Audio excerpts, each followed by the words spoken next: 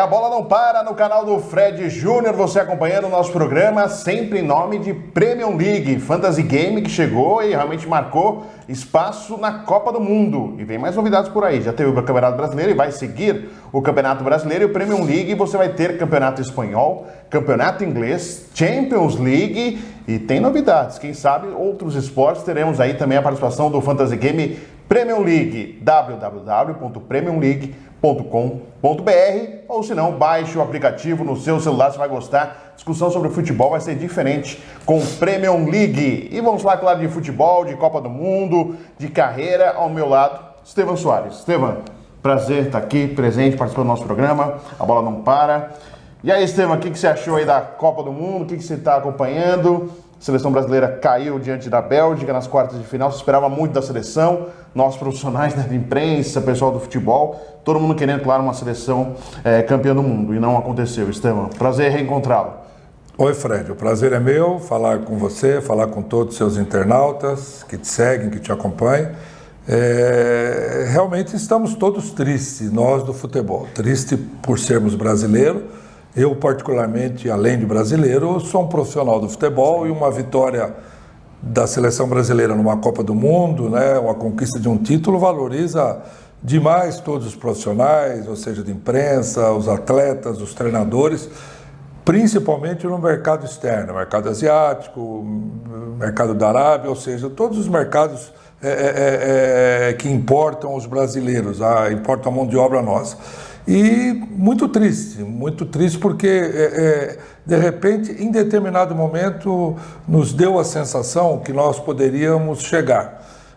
Talvez nem tanto pelo Brasil, nem tanto pelo que nós jogamos, acho que nós, essa é a minha opinião, nós não conseguimos durante essas 5 partidas, de repente desenvolver o futebol que nós desenvolvemos nas eliminatórias. Até nos dois amistosos. Até nos dois amistosos, com todo guardado as proporções da Sul-Americana com a Copa do Mundo. Então, mas nós tínhamos a expectativa até por conta realmente das outras seleções top que acabaram ficando pelo caminho ou nem para lá foram. E essa decepção foi muito grande. Eu acho que é um momento muito difícil, mas há que se ter muita calma aqui no Brasil, né? Para se ter o segmento do trabalho. E, Estevan, é uma consequência mesmo, nenhuma seleção sul-americana avançando aí fases importantes da competição, né? Brasil e Uruguai ficando pelas quartas de final. Realmente é um retrato, o nosso futebol sul-americano realmente precisa ser repensado, porque a gente acaba perdendo um jovem muito cedo, se tornou profissional, às vezes nem se tornou e está realmente já deixando o país. É um retrato isso, Estevan? Eu acho que essa é uma das questões, mas talvez não seja primordial.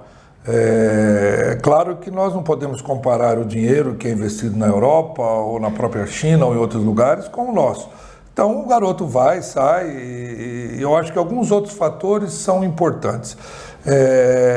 Primeiro, eu acho que é uma reorganização total em termos diretivo, a começar pela CBF, pelas federações, pelos clubes, por toda a estrutura da base, que o que eu tenho mais visto nos meus trabalhos, atletas no profissional comigo com uma deficiência técnica, com coisas simples, coisas do beabá, coisas de, por exemplo, cabecear com o olho aberto, o que nós aprendemos há 40 anos atrás, e é uma coisa simples, usar a perna que não é a perna forte, se você é destro, usa a esquerda. Então, coisas mais ou menos desse tipo, fundamentos simples que nós precisamos. E acho que tentaram, ou tem se tentado, nos últimos anos, atribuir todas essas coisas ruins, pejorativas do futebol brasileiro aos treinadores brasileiros, o que eu discordo. Eu acho que nós, treinadores do Brasil, somos os guerreiros com o que nos é oferecido, com o que nos apresenta, com o que nós nos enfrentamos, com a concorrência que nós temos. E agora eu acho que acho que não ficou tão latente assim. Certo, né? Apesar que eu acho também que houve falha técnica durante a Copa do Mundo. Você achou, por exemplo, o Tite, muita gente está condicionando, e mais de 80% das pesquisas aí, para que ele continue o seu trabalho com um ciclo completo de 4 anos. Mas há críticas sobre convocações, um nome ou outro, 2 nomes ou outros, condições físicas de alguns jogadores que se machucaram ou estavam machucados quando convocados, e como o time se apresentou em campo. Se esperava muito mais do Brasil do que foi. Realmente o Brasil não teve uma grande atuação na Copa, teve uma outra atuação individual, né, em alguns momentos, o Thiago Silva em um momento, Miranda outro, Felipe Coutinho em um momento, Neymar em em outro. determinado momento. O que você achou, Estevam, essa avaliação? Eu acho o seguinte, primeiro, eu também sou partidário a permanência do Tite, da sua comissão técnica, inclusive com mais poderes para ele poder organizar, e que isso tudo se estenda para as categorias de base, para o sub-20, sub-17, sub-15, ou seja, para o futebol feminino comandado pelo meu amigo Vadão, ou seja, por tudo isso. Agora, eu não questiono muito, talvez até a convocação.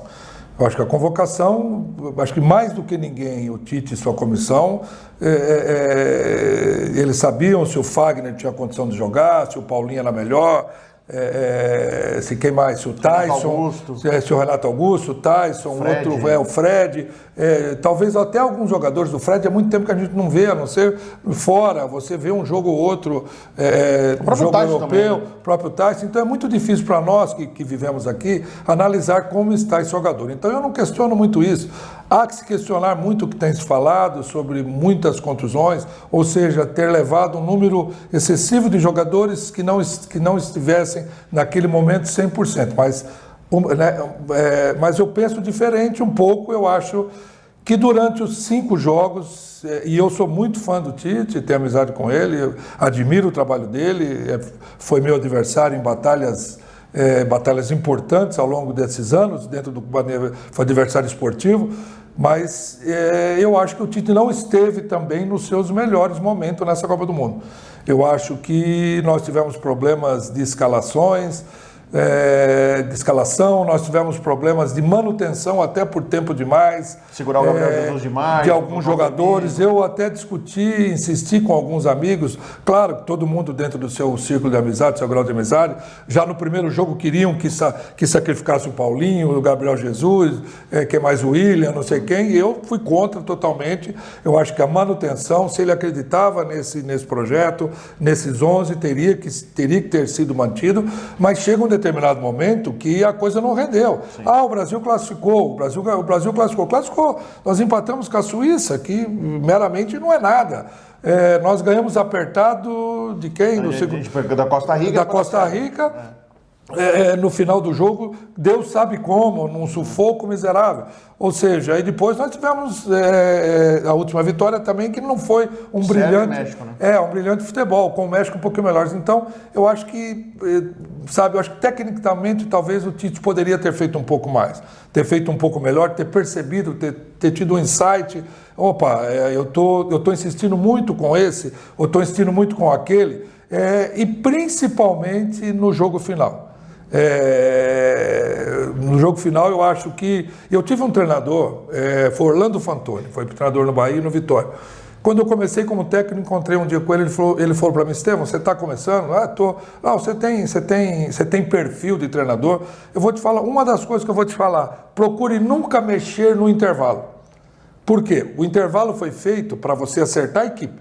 Se você acreditou naquela equipe, se você apostou durante a semana toda naquela equipe, a equipe não está bem, você tem 15 minutos para acertar e os 10 minutos do segundo tempo para ver se tem a reação. Mas ali é uma coisa diferente. Primeiro, alguns jogadores já não vinham rendendo desde a primeira partida. Esse é um ponto inicial.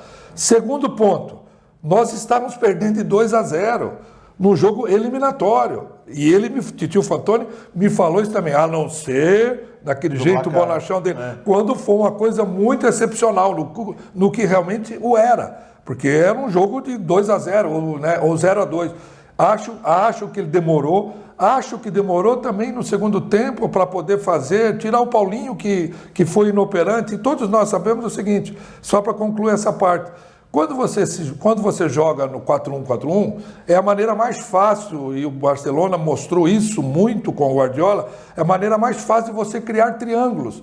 E nós criamos um triângulo pela esquerda fenomenal. Coutinho, Neymar, Coutinho, Neymar e Marcelo. E pelo lado direito nós não criamos nada. Se eu te pedir para você lembrar uma ultrapassagem que o Paulinho, que de posse de bola teria que ser esse meia, qual a ultrapassagem que ele fez com o William? Você não vai lembrar. Eu lembro de uma, talvez, muito pouco. E o Fagner chegando para ajudar também. Então, tecnicamente, nós ficamos um time desequilibrado e acho que ele poderia ter feito já no intervalo 2. Você faz 2, está 0-2. Você tem qualquer problema que der de conta, você tem mais uma substituição e mais uma para a prorrogação. Então, nós temos também que acreditar um pouquinho na conta do Tite, eu acho, na parte técnica. A Copa do Mundo, vocês seriam a primeira Copa do Mundo, você acha que pode ter influenciado também essa parte psicológica para o Tite? E sobre parte psicológica, Estevam, está muito se discutindo agora que o Brasil não quis um psicólogo, por exemplo, para trabalhar com os seus jogadores a parte emocional. E a gente percebe em alguns momentos a parte emocional vem à tona quando sofre um gol, quando tem uma pressão, quando não consegue jogar bem. O que você pensa a respeito desse tema, Estevam? Ô Fred, você bateu num tema legal, parece que até eu pedi para você fazer essa pergunta para mim. Eu defendo uma tese que eu acho que eu sou o único brasileiro que fala, já falei até em televisão, em alguns programas, tal, e nunca fui aceito. Eu vou te fazer uma pergunta. Você acha que nós, brasileiros, com 21 Copas disputadas, né? 21 edições de Copa do Mundo. O único país que jogou todas. O único país que jogou todas. Você acha que nós temos... quantas Copas nós temos? Somos penta. Você acha que está bom? Não, pelo número que foi disputado tinha que ter mais. E eu vou te falar então de encontro. Eu acho que pelo número de Copas que nós disputamos, nós não somos os reis do futebol, nós teríamos que ter pelo menos 10, 11 Copas. Nós não temos.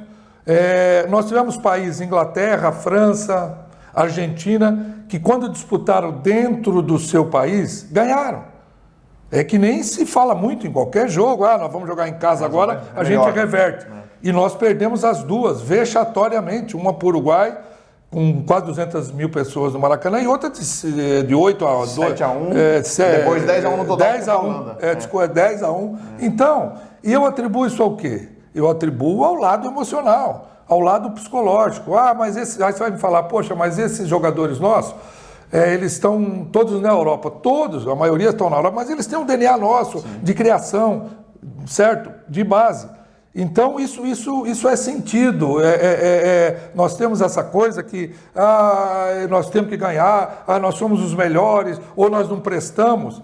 E vou falar outra coisa para você, das 5 Copas do Mundo que nós ganhamos, 3 foram na era Pelé e Garrincha. Sim. Uma que o Parreira trabalhou maravilhosamente, questionado, porque tinha o Zinho enceradeira, ele manteve o Zinho, O time não jogava bonito, mas foi campeão. E outra que o Filipão peitou o Brasil. Que queria o Romário. Talvez se o Filipão tivesse levado o Romário, eu não posso falar nada do Romário, porque não tenho nada contra e nada a favor, mas estou citando um pensamento meu, talvez tivesse degringolado aquele ambiente que foi a família escolar. Então, eu acho que há um momento de se repensar, há um momento de nós cuidarmos muito dos nossos jovens, dos nossos meninos, porque o que eu tenho visto nesses meus 46 anos de futebol nós fazemos monstros até, sabe? Nós fazemos monstros e nós temos dirigentes baba-ovos, é o que nós temos. Puxa-saco de jogador. Puxa-saco de jogador, tá certo? Então, é um momento sim, porque psicologicamente nós temos esse problema. Já vem há tempo que quando precisa resolver, quando precisa decidir, nós chutamos o balde. Estevam, mais 2 neste bloco, ainda falando de seleção, e você citou em relação ao monstros, jogadores, o assunto não pode ser outro, Neymar. Está com a imagem super arranhada. Estão brincando agora. Fala Neymar, cai no chão, se rola, a pessoa fica rolando no chão, sobre a simulação que ele tentou fazer. Tinha o VAR, que é o árbitro de vídeo que mostra tudo, que se analisa. Ele teve o pisão sim contra o México, foi um pisão, não foi expulso o jogador de forma errada, mas teve alguns lances que ele tentou enganar a arbitragem em relação a uma penalidade. No próprio jogo contra a Bélgica, depois ele pediu para a bola continuar jogando, porque ele sabia que podia levar um amarelo que o tiraria de uma semifinal, por exemplo. O que você acha sobre esse jogador, a imagem arranhada, e agora virou sinônimo de cai-cai, as pessoas brincando na internet agora, grita-se Neymar e as pessoas ficam rolando no chão, Estevam? Olha, eu acho, Fred, que nós não vamos colocar o Neymar num patamar de semideus ou de ou que o Neymar não tem defeitos, ou que o Neymar não. Acho que o Neymar é um ser humano como eu, como você, como todos que nos estão vendo agora. O que eu acho é o seguinte, eu acho que nós temos um super craque, primeiro, e nós estamos matando esse garoto. Talvez o que eu falei aqui na conversa anterior um pouquinho. Nós estamos arrebentando com esse jogador, inclusive esses memes que fizeram de cair, de não sei o que, começou aqui no Brasil, ou você acha que começou lá fora? Começou aqui mesmo, sabe? Nós começamos a soltar e hoje o WhatsApp, a internet vai para o mundo inteiro, os caras foram pegando, assimilando.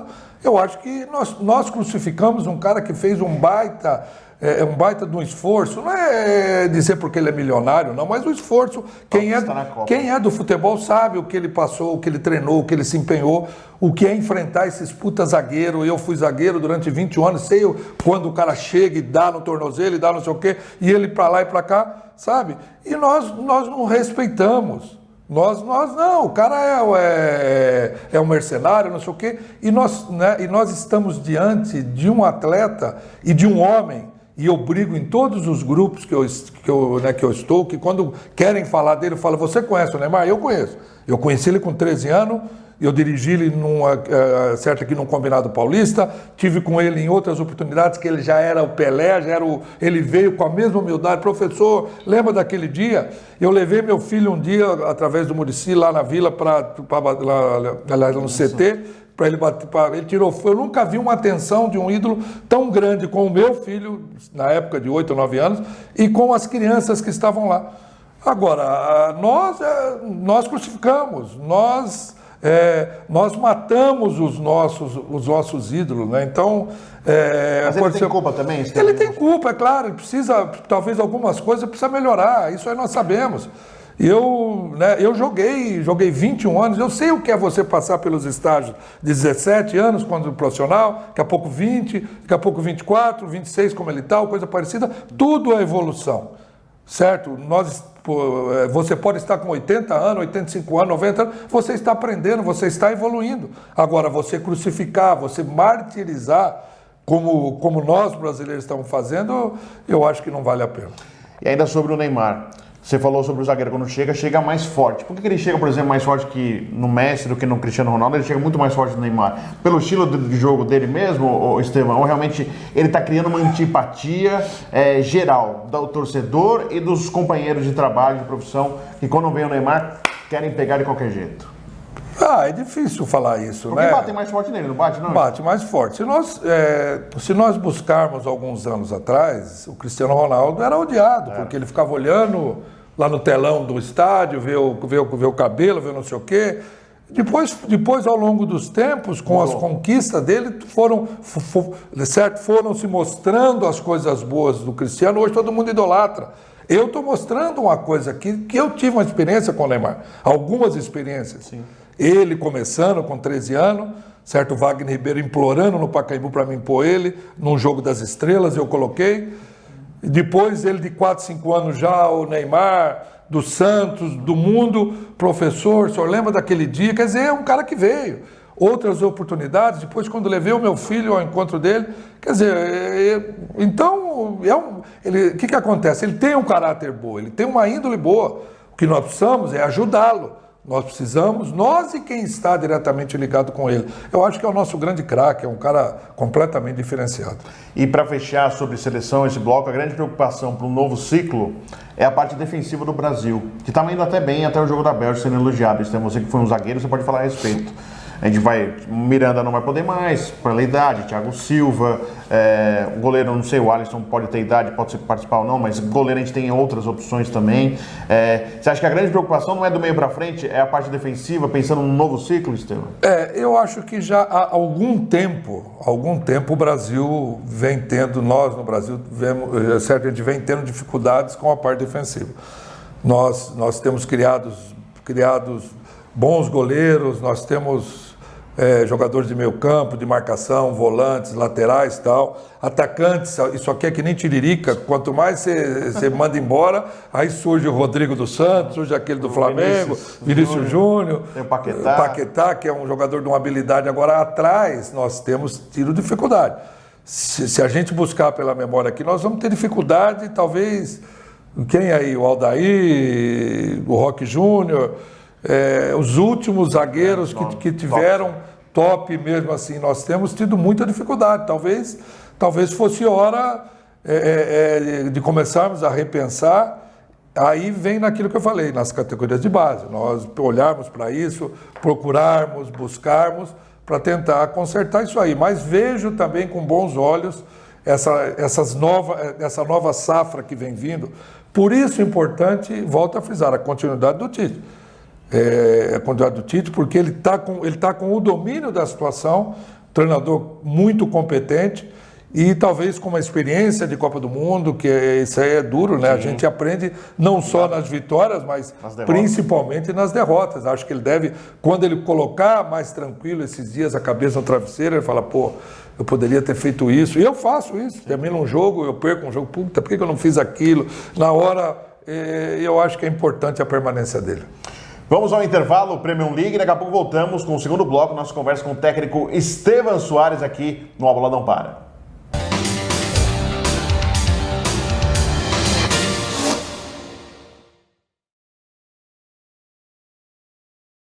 A Bola Não Para, aqui com o Rafael Pianucci, vocês já conhecem, responsável pelo Premier League Fantasy Game, que está agitando. Na Copa do Mundo foi um sucesso.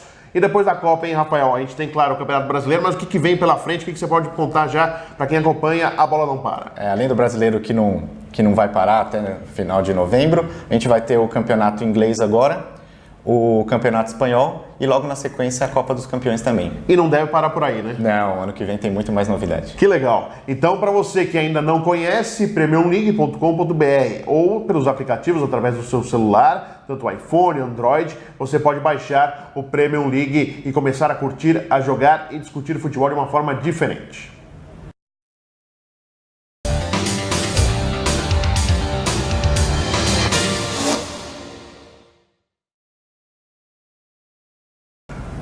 Estamos de volta, a Bola Não Para, Premier League para vocês, Premier League em Fantasy Game, acesse www.premiumleague.com.br ou baixe o aplicativo no seu celular, Fantasy Game, que tem a Copa do Mundo já no seu final, mas tem Campeonato Brasileiro, Campeonato Espanhol, Campeonato Inglês, a badalada Champions League e teremos novidades. Campeonato Argentino também faz parte do Premier League. Aqui com o técnico Estevan Soares, agora Estevan já no nosso segundo bloco, já na parte final da nossa conversa, eu quero que você fale a respeito de você.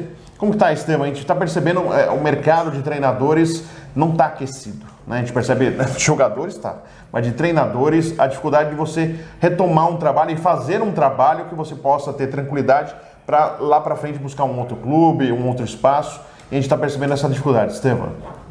Primeiro na minha parte em particular, eu acho que talvez eu esteja pagando alguns erros que eu cometi alguns anos atrás. Escolhas erradas. Hoje, quando eu converso com algum treinador, conversei esses dias com o Marcelo Chamusca, né, um jogador, né, um menino que vem vindo em ascensão. Sim. Pô, Estevam, eu falei, rapaz, fica quieto na sua casa. O próprio Dorival Júnior agora teve uma proposta do Fluminense, ele não, ficou na casa dele. Sabe, eu vi o time do Fluminense tempos atrás, falei com o Abel, liguei e falei, pelo amor de Deus, parceiro, que eu fui auxiliar dele no Guarani, esse time seu é muito ruim. E o Dorival deve ter tido essa leitura também. Então, eu diferentemente, quando saí nos melhores momentos meus, na década passada, quando saí de Palmeiras e de Botafogo, eu fui para lugares que não era para ter ido. Porque financeiramente eu talvez não precisasse naquele momento, teria que ter preservado a minha carreira, a minha imagem, mas já passou, certo? E como tal, o tempo passa, vem vindo a garotada, vem vindo os jovens, e nós no Brasil estamos com um problema seríssimo, que ainda ninguém se atentou para isso. Nós temos um calendário esportivo de 10 ou de 11 meses, que nós temos o primeiro triênio, você trabalha com 250 ou 300 clubes, eu não tenho precisamente quanto. E o resto nós trabalhamos efetivamente com 60 clubes, que são a Série A, a Série B e a Série C do brasileiro. A Série D que eu disputei esse ano pelo Itumbiara, não classificamos por pouquinho, fizemos um trabalho maravilhoso lá. Por incrível que pareça, você tem 70 e poucos clubes, você emprega 70 e poucas comissões técnicas, 2.000 e tantos atletas no mínimo. É uma divisão que você disputa a primeira fase de 4 clubes. Certo, 4 clubes classificam 2. Você faz essa disputa de 6 jogos em 35 dias. Uma incoerência tão grande, porque os clubes têm que fazer o contrato no mínimo de 3 meses com o jogador. É o que a CBF exige. E você joga um mês para 35 dias. Então, o que acontece? Tem muita gente no mercado, e eu não vejo ninguém brigar por isso. Já está mais na hora de você ter, hoje no Brasil, pelo menos 5 divisões de brasileiros. Sabe, você trabalhando o ano inteiro, regionaliza, como é a própria Série C, deixa os mata-matas para outubro, pelo menos você vai amenizar o desemprego, você vai dar mais trabalho para mais atletas, para mais comissões técnicas, mas eu não tenho dúvida não, daqui a pouco vamos estar trabalhando bem outra vez no mercado e vamos dar essa volta por cima aí que estão precisando. Com certeza. E Estevam, você acha que, por que está acontecendo isso? Por exemplo, grandes nomes aí do futebol que tiveram grandes trabalhos estão com dificuldade de recolocação. Você acha que parte financeira que eles não conseguem mais arcar e estão atrasando, tendo problemas, os clubes brasileiros aí todos estão com problema? A prioridade de tentar fazer com um profissional da casa, que saiu ali da base, para fazer algo mais simples. Você consegue identificar por que está acontecendo isso? Não, eu acho que são as duas coisas, né? Ou talvez até mais. Primeiro, você atinge um patamar de salário e tal, e outras coisas, né, é o surgimento de novos valores. A vida é assim, a vida ela tem qualquer área, na sua área, na minha, no médico, daqui a pouco vem novos profissionais e vão adentrando ao mercado. Agora, acho que depois que se criou também a função do diretor executivo de futebol, a culpa toda acabou vindo mais ainda para o treinador. Então essa troca é muito eminente. Opa, é o treinador. Então sai. E o surgimento de novos valores. Talvez seja muito mais fácil para uma coordenação, de repente, né, do executivo ou do próprio diretor, de um jovem comandando, do que um treinador mais experiente, mais rodado. Pode bater de frente. Pode bater de frente ou coisa parecida, mas de qualquer maneira eu acho, Fred, que, que para os competentes e para os bons, quando você tem certeza do seu trabalho, sempre vai haver lugar. Como no meu caso, estou passando por um momento, trabalhando muito pouco e tal, mas eu não tenho dúvida que daqui a pouco vai aparecer um caminho, eu vou poder mostrar com mais tranquilidade o meu trabalho e vou voltar ao principal mercado, que é o que todos nós queremos. Com certeza. E Estevam, ainda sobre esse mercado, esse trabalho que se busca, não só os clubes em relação ao calendário, né, mas os próprios treinadores agora estão tentando aí se juntar e se unir para tentar fortalecer a própria categoria. Queria que você falasse um pouquinho sobre isso, Estevam. Nós teve a criação, através do Mancini, do Caio Júnior, do pessoal, da Federação Brasileira dos Treinadores de Futebol. Nós tivemos até uma reunião a semana passada na Federação Paulista, muito proveitosa. Temos um grupo do WhatsApp que ali se fala de tudo, da busca, da aprovação de leis junto ao Congresso, leis que beneficiam o treinador, que dê uma segurança, uma estabilidade. Mas eu penso que isso é importantíssimo, falei inclusive isso na reunião, porque realmente a culpa de nós estarmos assim, ou de nós não sermos tão reconhecidos, somos nós mesmos, nós brasileiros, não os treinadores, nós brasileiros somos muito egoístas. Nós somos muito, sou eu, você para lá, eu para cá, tirar vantagem. Sim. Todo mundo sabe, não sou eu que estou falando isso. Brasileiro é o país certo, o Brasil é o país da tirar vantagem. Você quer tirar vantagem no trânsito, você quer tirar vantagem na fila de banco, ou coisa parecida, passa um sinal, passa um semáforo vermelho. E eu tive 2 experiências fora do Brasil, inclusive nós perdemos alguns mercados que eram para nós fortíssimos, Fred. O mercado mexicano, quem mandava era o Brasil, eram os brasileiros. Se não me engano, tem um lá de pouca expressão, perdemos esse mercado. Mercado árabe, mercado japonês, agora que está tentando voltar, foi o Carille, certo? Voltou, acho que o Levi para o Japão, mas muito pouco em função do que nós éramos. Por quê? Uma vez, eu até comentei com você, eu estava numa conexão em Paris, na primeira oportunidade que eu saí do Brasil. para ir trabalhar em Beirute, no Líbano, em 2002. Nessa conexão, na conexão em Paris, estava com a minha comissão sentado, esperando o voo. Vieram algumas pessoas, tinha um empresário com a comissão, pessoal dele, ele falou: Estevão, primeira vez que eu estou saindo. Ele me perguntou: qual é o pior inimigo do brasileiro fora do Brasil? Eu de pronto falei: a língua. Imagina, também há 15 anos atrás, pior ainda, nos fala muito inglês e tal. Ele não. O pior inimigo do brasileiro fora do Brasil é o próprio brasileiro. E nas duas situações que eu saí do Brasil, eu tive problema com o brasileiro, na minha comissão técnica. Para o Líbano eu levei pessoas que estavam um ano parado, preparador físico, levei até massagista, levei treinador de goleiro, o cara que estava 2 anos sem receber, Fred. Eu levei, empreguei, por conta de você ter maior salário, você ter uma Mercedes S500 que o Sheik me deu com uma baita de uma mansão, aí o outro começa. Eu tive um preparador físico na Arábia Saudita que já estava lá, e eu levei o meu auxiliar, na época, o Gerson Sodré. 15 dias, tudo bem, uma maravilha. Passaram-se aí umas 2, 3 semanas, ele encostou em mim um dia e falou: poxa, mas eu fiquei sabendo, parece que o Gerson está ganhando mais do que eu. Olha, isso é hora de falar isso aí. Então, nós provocamos isso aí. Tanto que no Líbano, um dia, o Sheik me chamou, falou: ou você manda fulano, ciclano e beltrano embora, ou você vai com eles no domingo.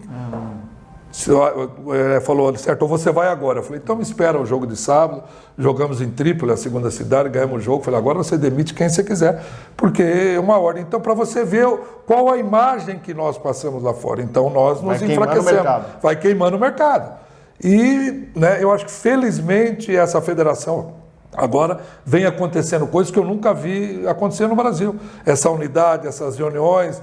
É claro que nós não vamos curar isso de uma hora para outra, mas é o primeiro passo. Os cursos da CBF, apesar de caríssimos, horríveis para se pagar, mas há que se fazer no curso, aprimoramento técnico. Um curso custando 20 mil, 30 mil reais, e eles oferecem só alimentação. É só alimentação. E cursos esses, Fred, que aí fala-se muito do treinador português, mas eles já têm na Espanha, em Portugal, há 35 anos. Sim. Que as certo, que o sindicato deles, que as coisas têm chancelado pela UEFA. Nós estamos buscando, começando agora. Então, esse atraso é normal, mas eu sinceramente, com todas essas defasagens, eu acredito muito nos nossos treinadores, pela capacidade até de improvisação.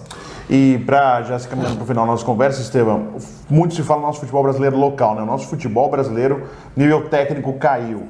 E com isso, pressiona muito mais o treinador, o trabalho não consegue ser realizado da forma como o treinador deseja e sempre estoura para o técnico ser demitido.